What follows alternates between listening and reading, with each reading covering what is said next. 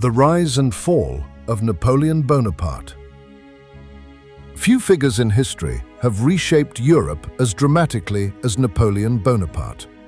From humble beginnings on a small Mediterranean island to becoming the most powerful ruler in Europe, Napoleon's rise was extraordinary.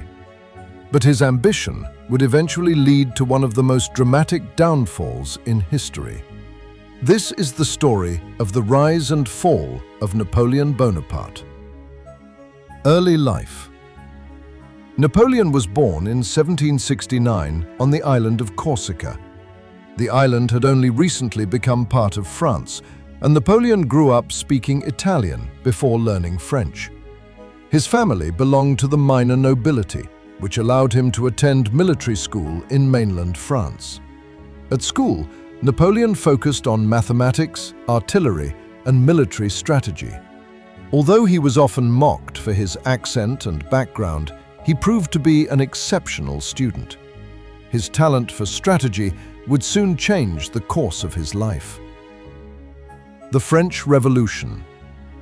In 1789, France entered a period of chaos known as the French Revolution. The old monarchy collapsed, and the country was thrown into political turmoil. For ambitious young officers like Napoleon, this chaos created opportunity.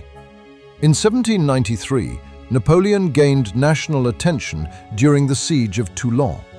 Royalist forces had taken control of the city with help from the British Navy.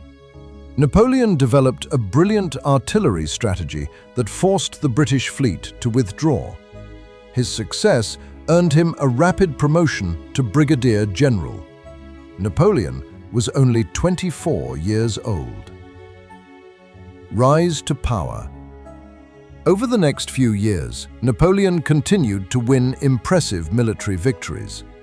His campaigns in Italy defeated larger and more experienced Austrian armies.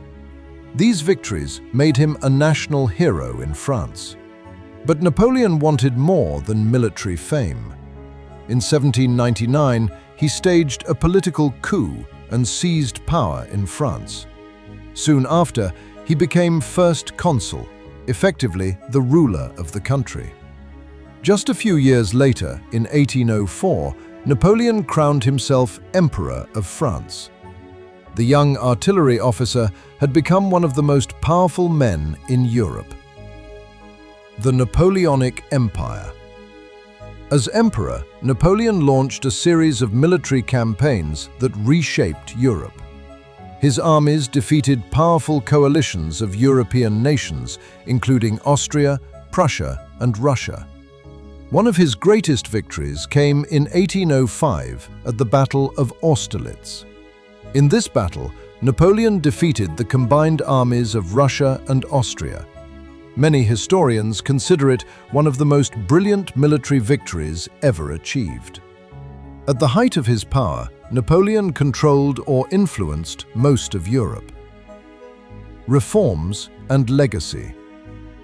Napoleon was not only a military commander, he also introduced major reforms that changed France permanently. One of his most important achievements was the Napoleonic Code. This new legal system established clear laws, equality before the law, and protection of property. Many countries later adopted legal systems inspired by Napoleon's reforms. He also improved education, modernized government institutions, and strengthened the French economy. Despite constant war, Napoleon was shaping a new Europe. The Russian campaign. But Napoleon's ambition eventually pushed him too far. In 1812, he launched a massive invasion of Russia. His army, known as the Grand Army, contained more than 600,000 soldiers. It was one of the largest military forces ever assembled at that time. At first, the campaign appeared successful, but the Russian army refused to engage in a decisive battle. Instead, they retreated deeper into their territory, burning crops and cities behind them. When Napoleon finally reached Moscow, he found the city abandoned and burning. Winter soon arrived.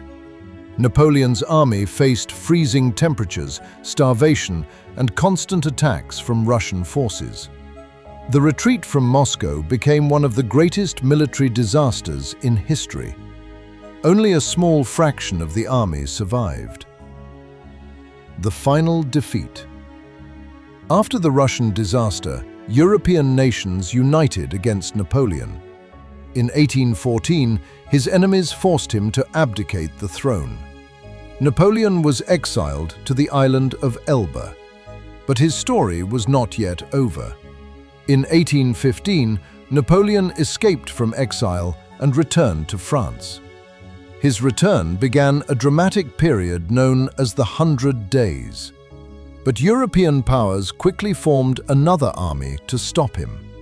The final confrontation came at the famous Battle of Waterloo. Napoleon's forces fought fiercely but were ultimately defeated. This battle ended Napoleon's rule forever. Exile and death.